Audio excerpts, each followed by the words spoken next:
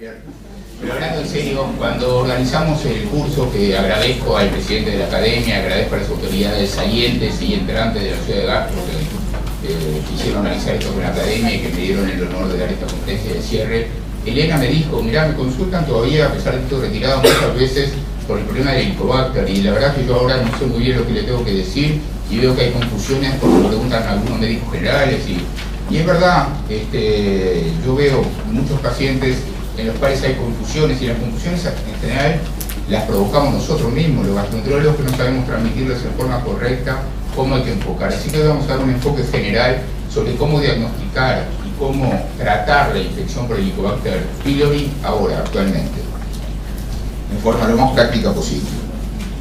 Entonces, en los próximos 30 minutos vamos a hablar de las indicaciones del diagnóstico de la infección, luego vamos a ver cómo diagnosticarla, cómo tratarla e intentaremos dar un resumen final.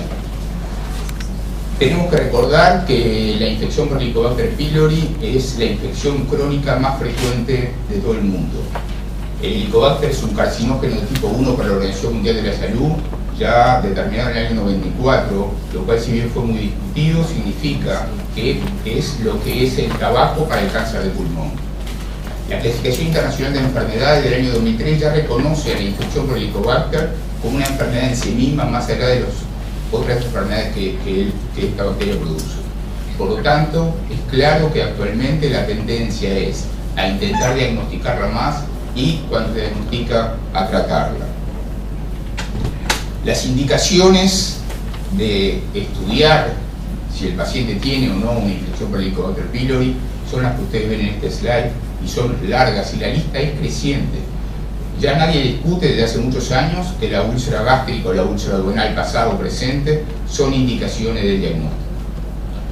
Hay muchas discusiones sobre si los pacientes con dispepsia deben ser investigados o no, y hoy en día ha ganado adeptos en todo el mundo la estrategia llamada Test and Treat, que consiste en determinados pacientes, que lo vamos a ver inmediatamente un poco más en profundidad, que pueden ser simplemente diagnosticados si son portadores de la infección sin saber qué enfermedad tienen o qué enfermedad produjo esta bacteria, y luego tratarlos. Los pacientes con enfermedad por reflujo gastroesofágico, sobre todo si van a ser tratados en forma prolongada con inhibidores de la bomba de protones, deben ser erradicados, porque si no pueden producir efectos secundarios por el uso de estas drogas. Los pacientes que reciben AINE, para prevenir daño, ¿verdad? Porque tanto los AINE como el Helicobacter son factores de riesgo independientes para la producción de lesiones gástricas y duodenales.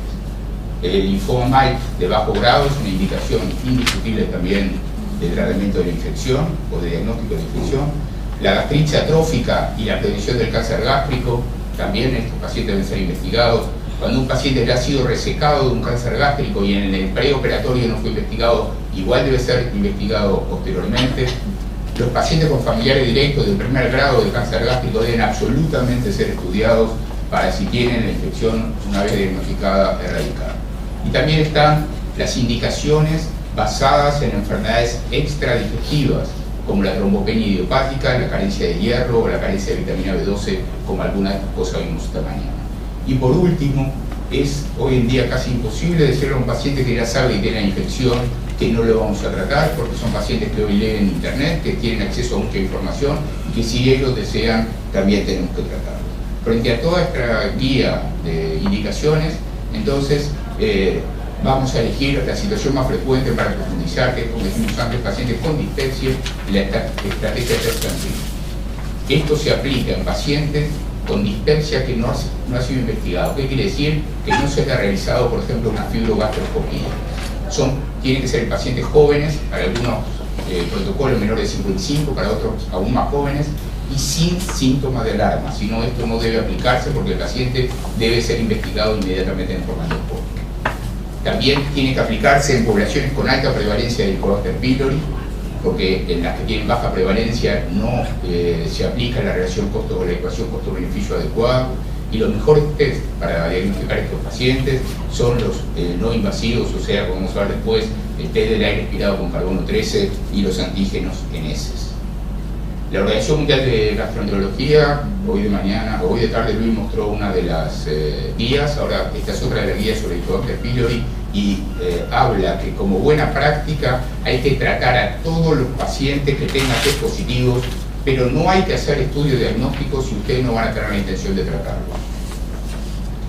¿Cómo podemos diagnosticar hoy en día la infección por Helicobacter pylori? Hay métodos invasivos que dependen de la realización de biopsias durante la fibrogastroscopía y métodos no invasivos en los cuales no se aplica esta técnica diagnóstica. Los métodos invasivos, como dijimos recién, requieren endoscopía y ven aquí la lista de ellos: el test rápido de la ureasa, la histología, el cultivo y PCR. Todos estos son importantes o tienen un interés como diagnóstico inicial de la infección, y vemos que algunos tienen que todos tienen sus ventajas y sus inconvenientes. Para el test rápido de la ureasa, las ventajas es que el diagnóstico es rápido, es inmediato durante la fibrogastroscopía y la especificidad es bastante buena, pero como inconvenientes, la sensibilidad es débil y da falsos negativos cuando el paciente utilizó antibióticos, inhibidores de la bomba de protones o estuvo consangrado. En cuanto a la histología, permite como ventaja tener un buen balance leccional cuando se hacen, como vamos a ver, 5 biopsias, porque nos hablará de qué grado histológico de enfermedad tiene el paciente, pero también tiene los mismos falsos negativos que el test rápido de la ureasa. El cultivo, que es una técnica difícil de hacer, tiene sin embargo como ventaja que nos permite un diagnóstico bacteriológico y nos permite analizar la sensibilidad de la bacteria en cuestión a los diferentes antibióticos. Y tiene los mismos falsos negativos y además está poco disponible para la práctica clínica de todos nosotros. Por último, el PCR prácticamente no lo utilizamos en la práctica cotidiana. El test rápido de la ureasa tiene una buena sensibilidad de 89% y una especificidad de alrededor del 93%. Hay que tomar las muestras del antro y del fundus. La presencia del Helicobacter se evidenciará por una situación que es la siguiente: el cambio del color debido al aumento del pH por la producción de amonio a partir de urea que se produce por la existencia de la bacteria. Pero pueden existir falsos negativos en pacientes con sangrado gastrointestinal reciente, uso de inhibidores de la bomba de protones o de anti-H2, antibióticos o bimundo. Y el tiempo óptimo de realizar la endoscopía en realidad es 4 semanas después de suspender las drogas que vimos inmediatamente antes. ¿Dónde biopsiar para la histología? Bueno, lo ven acá, lo ideal es 2 en el fundus, un poquito baja la flecha, una en el ángulo y 2 en el antro.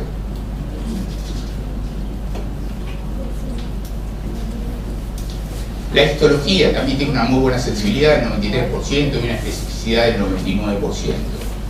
La biopsia debe ser realizada como mostramos antes y da información adicional que nos dan otros test diagnósticos porque nos permite ver si existe o no gastritis, si existe metaplasia intestinal y en algunos pacientes podemos llegar hasta diagnosticar un mal. Los problemas de la histología son que la densidad de la infección varía en los diferentes sectores del estómago, que existe variabilidad interobservador en el estudio histológico, que a veces hay que aplicar tinciones especiales y que la sensibilidad disminuye en pacientes que han tomado o que están tomando inhibidores de la bomba. El cultivo es técnicamente difícil, está indicado mayoritariamente para determinar la sensibilidad a los antibióticos. Hay que recordar que la sensibilidad in vitro no es igual a la sensibilidad in vivo para esta bacteria, que la resistencia a los macrólidos está creciendo en todo el mundo y en nuestro país también, y que la resistencia a metronidazol es alta en los países en desarrollo y también en Uruguay. Entonces, yendo ahora a los métodos no invasivos en los cuales no es necesario practicar la endoscopía, tenemos el test del aire expirado con carbono 13 o con carbono 14, en Uruguay se aplica el carbono 13, la determinación de antígenos en heces y la serología. En cuanto a los antígenos en heces, es útil en el diagnóstico inicial, pero también en el control de erradicación. El no invasivo es muy útil en el control de erradicación. Tienen como inconveniente los mismos falsos negativos que vimos en los estudios anteriores y que por supuesto tampoco evalúa lesiones. La serología sirve solo para el diagnóstico inicial, pero tiene una ventaja que no está influido por haber tomado medicamentos ni por la existencia de hemorragia, atrofia o metaplasia, pero tiene un gran inconveniente que permanecerá positivo en sangre durante mucho tiempo, por lo tanto no será útil para controlar la erradicación. La serología, lo ideal es determinar mediante ELISA para detectar anticuerpos de IgG o IgA Pero dado que esta es una infección crónica que está a largo tiempo en el organismo, recuerden que en general se adquiere en la infancia, en los 10 primeros años de vida, en realidad solo la de tipo IgG será útil, con una buena sensibilidad entre 90 y 100% y una especificidad variable entre 76 y 96. No se afectará por los cambios locales del estómago, por lo que dijimos antes, puede ser utilizada aún tomando medicamentos y puede utilizarse entonces también en pacientes que han sangrado, que están tomando antibióticos o inhibidores de la bomba de protones o que tengan cáncer o atrofia gástrica. ¿Qué pasa con los antígenos en materia fecales? La sensibilidad es muy buena, 94%, y la especificidad también, 92%. Lo ideal es hacer un enzimo inmunoanálisis para detectar antígenos del Helicobacter pylori y usar antígenos monoclonales. Los policlonales dan menos sensibilidad para el diagnóstico. Detecta infección activa, es útil para documentar la erradicación luego de 4 semanas de haber realizado el tratamiento, y los falsos positivos con sangrados gastrointestinales o uso de Bimuto, inhibidor de la bomba de protones, también puede darse con esta técnica. Este es el test que nosotros creemos que es el más útil para diagnosticar infección por Helicobacter pylori y sin ninguna duda para evaluar la erradicación. Es el test del aire expirado con carbono 13, absolutamente no invasivo, que se vale de la reacción química que ustedes ven allí, que en presencia del Helicobacter pylori, la urea marcada con carbono 13 se desdoblará en NH3 y CO2 marcado con carbono 13, que se detectará en el aire expirado. La metodología es la medida de la relación carbono 13, carbono 12 basal en el aire expirado. Se administra entonces una cápsula, un comprimido efervescente con carbono 13 en un vaso de agua en una solución de ácido cítrico de 0,1 normal. Se hace el muestreo en el aire expirado, se determina el delta over baseline, o sea la diferencia entre C13 y C12. Este estudio actualmente se hace en 10 o 15 minutos y el resultado se lo lleva el paciente en el acto. El paciente ve delante de sus ojos cómo en la pantallita va marcando si pasa un nivel de DOB de 5, ya lo tiene positivo y ya se va con el diagnóstico hecho para su casa. Y es, según Maastricht 4, que tú decías que siempre hacen los consensos en lugares lindos. Yo a Maastricht nunca fui, pero estos son tan vivos que no les habrá gustado Maastricht, pero le siguen poniendo Maastricht para seguir la secuencia, pero los hacen en Florencia. Así que todo para darte la razón a ti. Y este es el aparato nuevo, ¿verdad? Lo que tiene esa doctora Walter, que hace 17 años que hace esto en Uruguay, el carbono 13, y que tiene una de las casuísticas, creo, seguramente de la más grande de América del Sur. Ahora tiene este aparato, ¿verdad? Que ves cómo se coloca en la nariz, ¿verdad? Para detectar el aliento, el aire expirado. Entonces acá el aparato y va a salir por acá el papelito con el informe. Acá está el kit, que es individual para cada paciente. Y este es el nuevo modelo que va a venir, no digo Uruguay, pero que va a salir por la misma compañía que organiza en un año, que ven, es un modelo de mesa, de escritorio, que ha simplificado enormemente el diagnóstico. Creemos importante remarcar que si es posible hay que suspender los inhibidores de la bomba de protones 2 semanas antes de realizar el carbono 13, el antígeno en heces, el test de la ureasa, la histología o el cultivo. Y si no pueden hacer eso, utilicen la serología que está disponible en prácticamente todos lados. Solamente para ver los diferentes procedimientos, los métodos invasivos por acá y los no invasivos por acá. En cuanto a la histología, es el mejor de ellos, con una sensibilidad de 93 a 99% y una especificidad de 95 a 99%. Y el cultivo, con los problemas que tenemos, el test de la ureasa, que yo veo que últimamente está un poco en desuso. En cuanto a los métodos no invasivos, el test del aire expirado con carbono 13 con una excelente sensibilidad y una excelente especificidad es el preferido, aunque las veces de estar más disponible también es útil, aunque puede haber algunos temas culturales, la gente no le gusta, a pesar de que el doctor Gusto Fernández hace lo posible para que le guste hacer diagnóstico en materias fecales, etcétera, etcétera, y es un poquito más difícil de hacer, pero también con excelentísimos resultados. Para terminar con la etapa de diagnóstico de esta charla, vamos a ver estos 2 diapositivos. ¿Cuáles son las recomendaciones? Para el diagnóstico inicial, el test del aire expirado es de elección si el paciente no está tomando inhibidores de la bomba, antibióticos, y si la histología no está requerida por el cuadro clínico del paciente. La serología es útil en pacientes que estén sintomáticos o no, con alto riesgo de infección y que toman antibióticos, inhibidores de la bomba o sangraron recientemente. Los antígenos en heces son útiles en pacientes que no están tomando inhibidores de la bomba, Bimuto, o pacientes que hayan sangrado. Y las biopsias deben ser reservadas a pacientes con indicaciones de fibrogastroscopía, ya sea en este diagnóstico inicial, como estamos hablando ahora, o ya nos adelantamos a decir en el seguimiento. En cuanto a las recomendaciones para seguimiento, la confirmación de la erradicación debe ser realizada mediante test no invasivos, salvo algunas excepciones, como pacientes en los cuales se hace el seguimiento de una úlcera gástrica, que sea necesario ver si cicatrizó y volver a biopsiar. La confirmación de la erradicación debe ser realizada por métodos no invasivos, y en este caso el test del aire expirado con carbono 13 de elección, luego de por lo menos 4 semanas de haber finalizado el tratamiento. La ingesta de antibióticos inhibidores o Bimuto altera los resultados de este test. La endoscopia con biopsias para cultivo estará indicada solamente si hay sospecha de resistencia antibiótica o luego de varios fracasos terapéuticos, y los test serológicos no están indicados para controlar la erradicación de los pacientes tratados. La segunda parte iba a ser sobre el tratamiento, y a eso nos abocamos ahora, y para eso vamos a hacer algunos pequeños recordatorios. Existen limitaciones al uso del antibiótico en el tratamiento de la infección por Helicobacter pylori. La lógica indica que es una infección bacteriana, la vamos a tratar con antibiótico. Pero hay que recordar que la barrera mucosa gástrica limita la penetración del antibiótico y por lo tanto el efecto del mismo sobre la bacteria. Y que los antibióticos usados para el tratamiento de la bacteria no desarrollan altas concentraciones en el muco gástrico, por lo cual es una bacteria difícil de erradicar. Entonces, para aumentar las concentraciones del antibiótico se utilizan estos dos artificios. Combinamos antibióticos con inhibidores de la bomba de protones y combinamos 2 y a veces más antibióticos, como vamos a ver después. ¿Y qué es lo que se considera un tratamiento exitoso? Clásicamente se consideraba un tratamiento exitoso al que superaba el 80% de erradicación.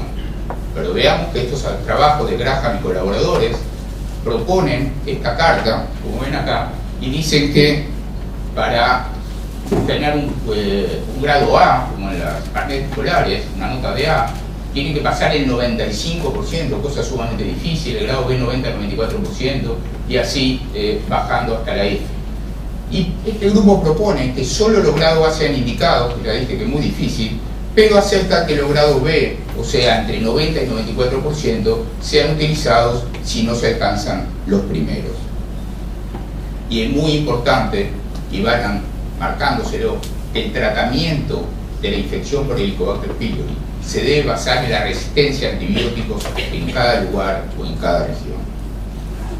¿Por qué? Porque ¿cuáles son las consecuencias de la resistencia a Helicobacter pylori de los antibióticos más utilizados? Cuando la cepa es sensible a la claritromicina, la erradicación es del 88%, pero si es resistente, baja menos del 20%. O sea que la resistencia primaria a claritromicina es un fuerte factor predictivo de falla de erradicación. ¿Y qué sucede con los nitroimidazoles? Cuando la cepa es sensible, la erradicación será del 97%. Y cuando es resistente, baja, pero no tanto como con la claritromicina, baja el 72-73%. Por lo tanto, el impacto de la resistencia a metronidazol es más improbable que el impacto que sucede con la resistencia a claritromicina. ¿Y qué dice Maastricht? Maastricht 3, el anterior al último. Que el umbral de resistencia a claritromicina por encima del cual se deberían hacer estudios de susceptibilidad o bien no se debería usar la droga es el 15 a 20%, y que en la práctica diaria no es necesario realizar test de susceptibilidad al metronidazol. ¿Y qué pasa acá en Uruguay? Porque nosotros tenemos que saber cómo vamos a tratar aquí. Un trabajo que hicimos hace un tiempo en la cátedra, ya publicado, mostramos que la resistencia a metronidazol era del 36%, bastante menor al promedio en América Latina, y a claritromicina del 12%. O sea que en ese momento, hace ya 4 o 5 años, estaba por debajo del 15% que habla Maastricht, pero bastante cerca. Como ultra resumen, solamente para transmitir un concepto sobre resistencia, la elección del tratamiento, repetimos, deberá basarse en la prevalencia de la resistencia a antibióticos en cada lugar. La resistencia a claritromicina es un factor muy importante predictivo de falla de tratamiento. Si hay baja resistencia a claritromicina en un lugar, creemos, podemos ir adelantando, que se puede seguir usando lo que llamamos el triple plan clásico, pero si esta resistencia a claritromicina es alta, tenemos que ir buscando alternativas. ¿Y cuál es la primera línea de tratamiento? Lo clásico es entonces lo que hablábamos recién, el triple plan, que es con inhibidor de bomba, claritromicina y amoxicilina, recordando que todos los inhibidores de la bomba son similares y siempre que se asocien con dos antibióticos, y que, contrariamente a lo que se pensó en algún momento, el uso previo de inhibidor de la bomba no influirá negativamente en el resultado. Según Maastricht 3, la primera línea de tratamiento es la que dijimos recién, inhibidor de la bomba, claritromicina y amoxicilina, pero esto puede ser cambiado por metronidazol. Gracias.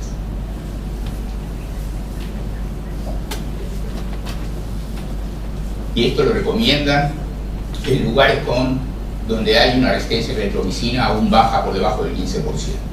En poblaciones con resistencia a metronidazol menor del 40%, es también posible utilizar inhibidor de bomba, claritromicina y metronidazol, y recomiendan que también los tratamientos cuádruples pueden ser una alternativa de la primera opción de tratamiento. Acá ven un metaanálisis de tratamiento triple y cuádruple. Ven el triple y el cuádruple en cuanto a la curación por intención de tratamiento es prácticamente igual, y en cuanto a los efectos secundarios es idéntico en más de 1.500 pacientes. ¿Cuánto tiempo debe durar el tratamiento de la infección? En pacientes con dispepsia muy ulcerosa el tratamiento de 7 días es menos efectivo que el de 10 días, mientras que por el contrario en pacientes con úlcera péptica ambos planes son similares.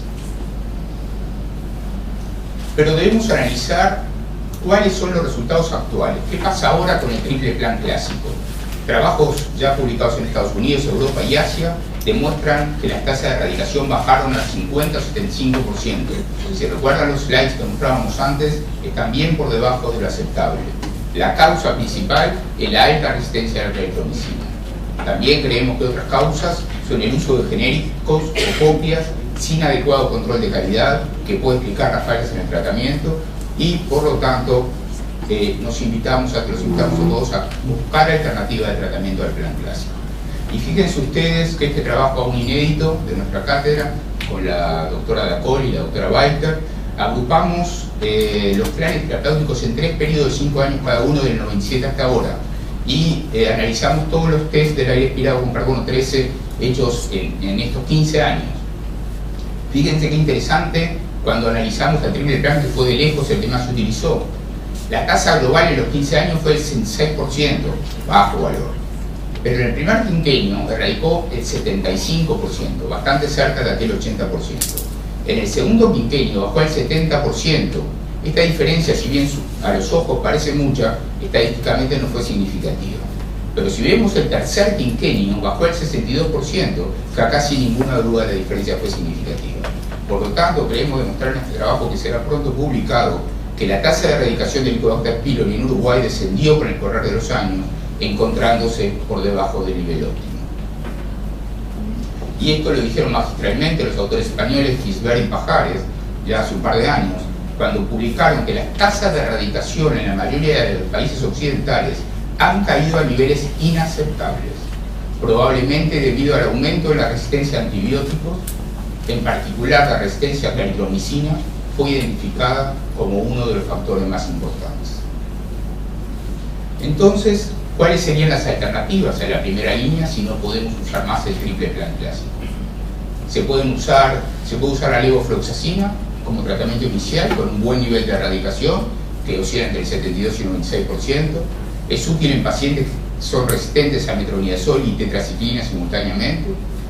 La resistencia a la levofloxacina, y esto es un problema, se adquiere rápidamente, está en aumento progresivo, por lo cual en poco tiempo disminuirá el éxito terapéutico de utilizar la levofloxacina como primer tratamiento. Por lo tanto, la tendencia es a reservar este antibiótico para el segundo tratamiento, para el rescate de los pacientes que fallaron. Pero aparecieron los que llaman tratamientos secuenciales, que es una buena alternativa al triple plan inicial. En realidad es secuencial porque no es más que un doble plan seguido de uno triple. Decimos el 5+5 como mnemotecnia, 5 días de un doble plan seguido de 5 días de un triple plan, con el objetivo primario de superar la resistencia a claritromicina, que la dijimos varias veces está en aumento. La primera fase es una fase de inducción que disminuye o tiende a disminuir la carga bacteriana, para aumentar la eficacia de la segunda parte, que es un triple plan. Otra ventaja que tiene es que la amoxicilina previene la aparición de resistencia secundaria a la eritromicina y facilitará su acción. Y acá lo ven, no es tan difícil. 5 días de inhibidor de la bomba más amoxicilina, 2 veces por día, 5 días, y 5 días más, también 2 veces por día de inhibidor de bomba, y acá utilizarán la eritromicina y tinidazol o metronidazol, de acuerdo a lo que tengamos en Uruguay. No tenemos tinidazol. ¿Y por qué es mejor el tratamiento secuencial que el triple plan? Y acá hay varias hipótesis. Por la administración secuencial, unos dicen que sí, otros dicen que porque en realidad a lo largo de los 10 días se van a utilizar 3 antibióticos en lugar de 2. Otros dicen que porque el tinidazol no se utiliza en el triple plan y se utiliza acá y es un buen antibiótico. Y otros dicen que porque siempre se usa 10 días y a veces el triple plan se utiliza solamente 7 días. Esto es un metaanálisis de más de 2.700 pacientes de tratamiento secuencial, en el cual el tratamiento secuencial fue superior al triple plan en pacientes sin tratamiento previo, una diferencia importante, 93 contra 77%. Llamativamente, en el cumplimiento y en los efectos adversos, un tratamiento con más comprimidos y con más antibióticos fueron similares, pero con el tratamiento secuencial se obtuvieron mejores resultados en pacientes en los que normalmente con el triple plan no se logra, como son los fumadores, los pacientes con dispepsia no ulcerosa o los que son resistentes a claritromicina o a los imidazoles, y en este caso no influye el estatus Ka de la bacteria o la cantidad de bacterias que están en juego. Acá ven un metaanálisis con 10 ensayos clínicos aleatorizados. En la curación es mucho mejor el secuencial que el triple plan. Cuando la cepa resistente a la eritromicina, ni que hablar, es el doble para el secuencial, el doble mejor que el triple plan, y la adherencia es igual. Como resumen del tratamiento secuencial, es efectivo y bien tolerado, es una buena alternativa en el tratamiento inicial, es superior al triple plan en pacientes con resistencia a claritromicina o metronidazol. No es útil cuando la cepa es resistente a ambos, y si los resultados siguen confirmándose en más trabajos, podría ser el plan de elección para el triple plan, para el tratamiento inicial de la infección. Y dice Marshall, ganador del premio Nobel por haber descubierto esta bacteria junto con Warren, dice que el tratamiento secuencial puede insumirle inicialmente más tiempo al médico, pero será una buena inversión, ya que los pacientes requerirán menos segundos y terceros intentos de tratamiento. También se han descrito como alternativa al triple plan inicial los tratamientos concomitantes. Y les pido que presten atención a esto porque personalmente es lo que estoy haciendo. Y es el uso de un inhibidor de la bomba de protones más amoxicilina, claritromicina, metronidazol y si tuviéramos tinidazol. En mi caso, con metronidazol. Todos se utilizan 2 veces por día, por 5, 7 o 14 días, o 10 días me faltó poner. No es más que un triple plan, en realidad, el triple plan que estamos utilizando hasta ahora, más un imidazol, metronidazol, y si alguno dispone de tinidazol, mejor.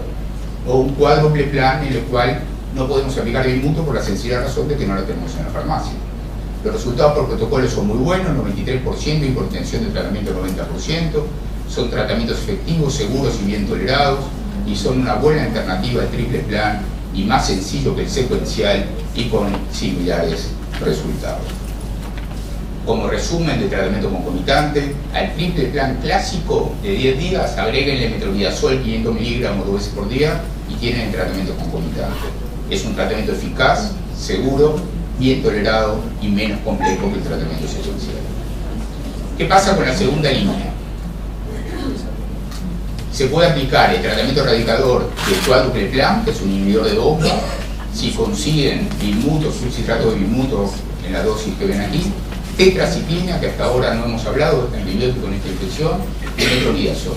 Durante 7 a 10 días, una eficacia bastante buena para hacer un segundo plan, 76%, y sin efectos secundarios serios. Según Maastricht 4, recién publicado el año pasado en GATT, el cuádruple plan con bilmuto o el triple plan con levofloxacina son las mejores opciones para el rescate del paciente que no respondió al primer tratamiento. El tratamiento radicazol con levofloxacina es igual al triple plan, pero lleva levofloxacina en vez de claritromicina. ¿Cómo? 500 miligramos por día es suficiente y se puede dar una sola dosis. Durante 7 a 10 días con resultados aceptables, sin efectos secundarios serios, y para muchos es considerado ya el segundo plan de elección, y es el que nosotros estamos utilizando en este momento cuando falló el tratamiento que hablamos antes. Las limitaciones ya las dijimos: el helicobacter desarrolla rápidamente resistencia a la levofloxacina, por lo cual puede ser que esta realidad no dure poco tiempo. En cuanto a la tercera línea, ¿qué hacemos si el paciente falló una vez, si falló 2 veces? ¿Seguimos tratándolo? Es una pregunta clave. ¿Cuántas veces intentamos erradicar? ¿Tratamos o no tratamos? Y sea lo que sea, consideren estas realidades. Pueden hacer un cultivo y un antibiograma, pero recuerden que requieren endoscopía, que el cultivo es cardio y laborioso, que la sensibilidad no es total, que determina sensibilidad solo a algunos antibióticos y no a otros, y que la sensibilidad in vitro no es igual a la sensibilidad in vivo. Y la otra opción es realizar tratamientos empíricos, en los cuales recuerden que no deben repetir los antibióticos, sobre todo la claritromicina y el metronidazol. Y es importante que cualquiera sea la opción que ustedes elijan de estas dos que ven aquí, sería ideal poder hacer el tratamiento a pacientes que ya fallaron 2 veces en la erradicación en centros especializados. ¿Cuál es la tercera línea recomendada por más que 4 el año pasado? Dicen que luego de la falla del segundo plan, el tratamiento debe ser guiado por el estudio de la susceptibilidad antimicrobiana, si fuera posible. Esto acá en Uruguay no es posible, como dice Martín de Golarrez. Entonces, tenemos que ser empíricos. Podemos utilizar levofloxacina si no lo utilizamos antes. Si tienen disponible rifautina o furazolidona, que a veces son difíciles de conseguir en Uruguay, pueden ser alternativas exitosas. Y en resumen, para terminar, antes de que me pongan a Jimena el cartelito, para el tratamiento inicial, el triple plan clásico con inhibidor de la bomba, amoxicilina y claritromicina como primera opción, debe ser revisado de acuerdo a las cifras que mostramos en el trabajo con Dapol y Walter. 10 y 14 días son más eficaces, pero menos eficientes por su costo que las de 7 días. Si la resistencia a claritromicina en su medio es mayor al 15 al 20%, hay que pensar en otro plan. Ustedes eligen el secuencial, el concomitante o el cuádruple plan con inmuto, son todas buenas alternativas. Los tratamientos secuenciales o concomitantes son una buena opción en pacientes no tratados previamente. No son para pacientes ya tratados, son para el primer plan. En cuanto a los tratamientos de rescate, si fracasa el primer plan, una buena opción es el triple plan con levofloxacina por 10 días. Otra posibilidad es el cuádruple plan con inhibidor de la bomba de protones, tetraciclina, metronidazol y si consigue inmuto.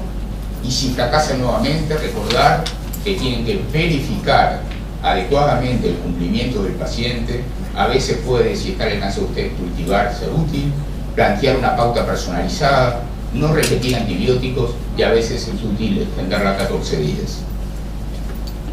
¿Qué debemos hacer en Uruguay? Recordamos que en Uruguay entonces la resistencia a metronidazol hace unos años determinada en la cátedra del 36%, la claritromicina de 12%, y creemos que si bien de acuerdo a estos valores es posible seguir con el triple plan, deben buscarse alternativas dado el alto uso de la claritromicina y su resistencia que va en aumento, y además la tendencia a decrecer de los buenos resultados del tratamiento con el triple plan clásico que ya mostramos. Además, recordar que en Uruguay no disponemos ni de bimuto ni de furazolidona, por lo cual no los podemos utilizar. Entonces planteamos que la primera opción alternativa de tratamiento es el tratamiento secuencial o el tratamiento concomitante, por el cual me inclino personalmente porque me resulta más sencillo.